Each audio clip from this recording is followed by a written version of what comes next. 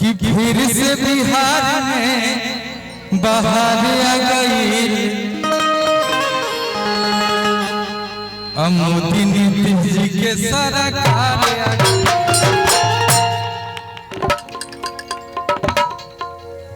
जो दिल में हो निकलेगा ही, कोई रोक नहीं सकता।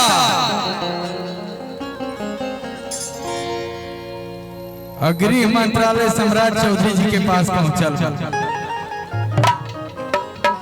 बुलडोजर चलवे करी। कोई सोच लेगा बिहार में अपराधी कि हम बाबा बनेंगे, तो बुलडोजर चला चला के उसको रौंद दिया जाएगा। ये नीतीश कुमार जी का सरकार है, सुशासन का सरकार है, मोदी जी का सरकार है। कि फिर से बिहार में बाहर आ गई, अब फिर से एनडीए सरकार आ गई।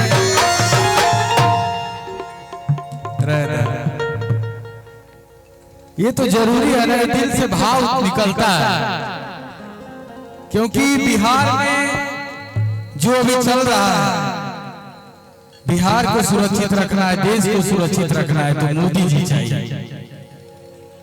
है कि नहीं भैया, है कि नहीं? यहां से कोई निकाल सकता है क्या? इसलिए सबके दिल में बहुत खुशी हुआ। 202 जय हो, जय श्री राम, जय श्री राम, जय परशुराम।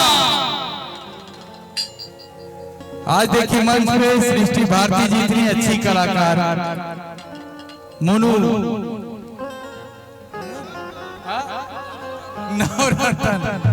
नवरतन नमो तनी नहीं हो जाता। भीम यादव, बहुत सारे कलाकार हमारे सब भाई लोग हैं। आज हम कोई प्रोग्राम करने नहीं आए हैं, आज ऐसे ही मिलने आए, बातचीत करने आए, उसी में गाना भी हो जाए। हो जाए ढीला अपराखंड हो या जिला हम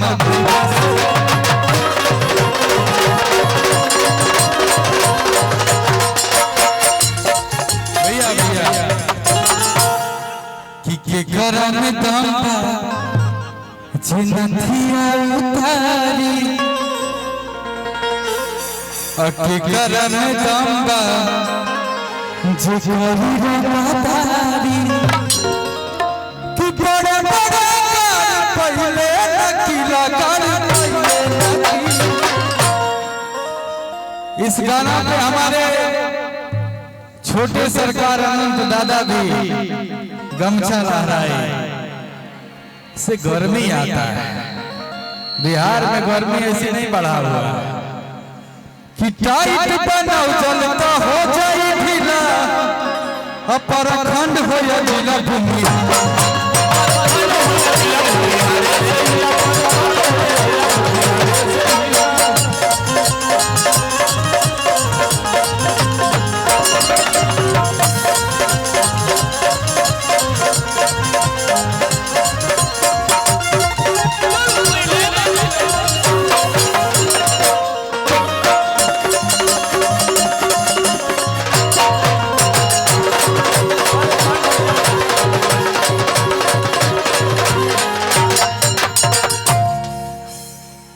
एक और गाना भी आया था कि बोलतो ने पुलिस प्रशासन सगरो चलो हो हमारे शासन, और अपने हो सरकार के कि डरो वही कहे जब अनबे हो रंगधारे के। भाई हमारे इधर भी कुछ लोग हैं कि पूरा एरिया में हवे रंगदार रे, छोड़ देना छोड़ा गोली मार रे। तो लड़का कहता भैया कि बोलते में पुलिस प्रशासन सगरे चलो हो अपने शासन अपने हो सरकारे के। लेकिन एक बात मैं कहूंगा कैमरा के सामने, कोई भी आदमी कोई भी गायक अभी के समय में कुछ लोग को मैं देख रहा हूं कि ये सरकार है, ये गा रहा है, वो गा रहा है। ये सरकार को बदनाम मत करो, खास करके एनडीए को बदनाम मत करो। जिसको बदनाम करना है करो, मैं उतना का हिसाब किताब नहीं जानता हूं, लेकिन ये नहीं, ये वो नहीं होना चाहिए। ये तो मैं एक गाना गाया था, इसमें किसी का नाम मैं नहीं लिया था कि बोलता नहीं पुलिस प्रशासन, ये एंटरटेनमेंट है। सगरो चलो हर जनता के शासन, जनता मालिक है अपने हो सरकारे के। कि डरो वही कहे जब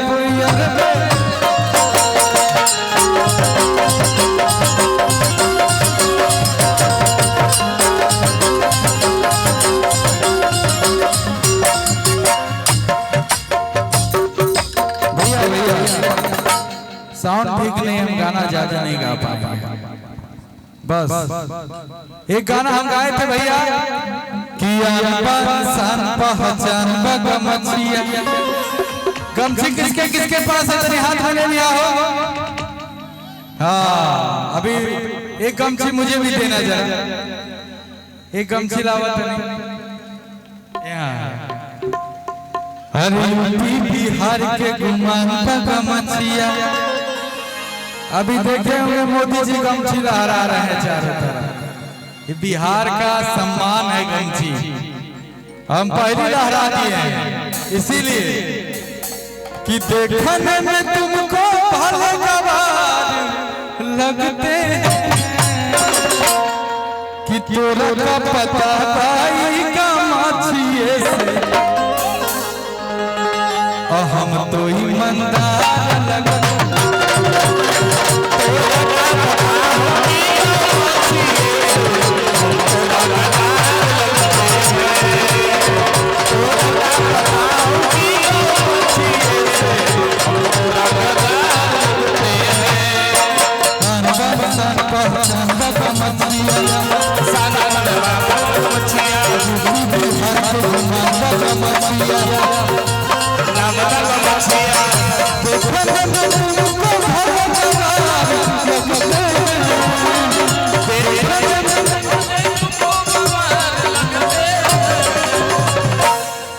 तोरा पता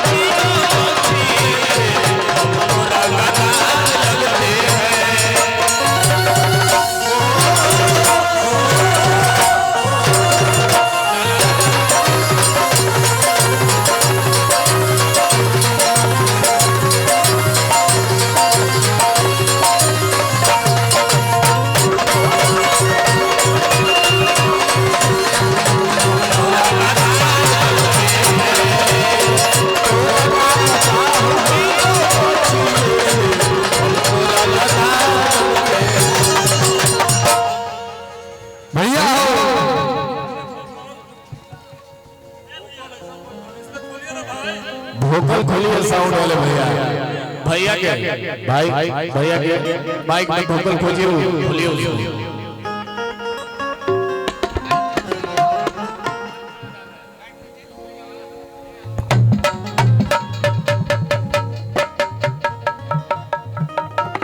जियो मां कि सारा हिंदुस्तान बसता मेरे बिहार में, इज्जत आदर करना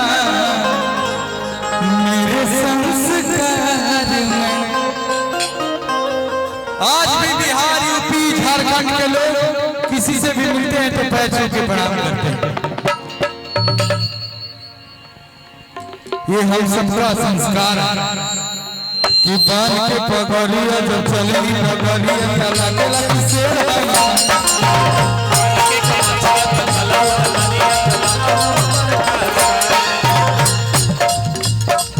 देखने में तुमको भगवान लोग से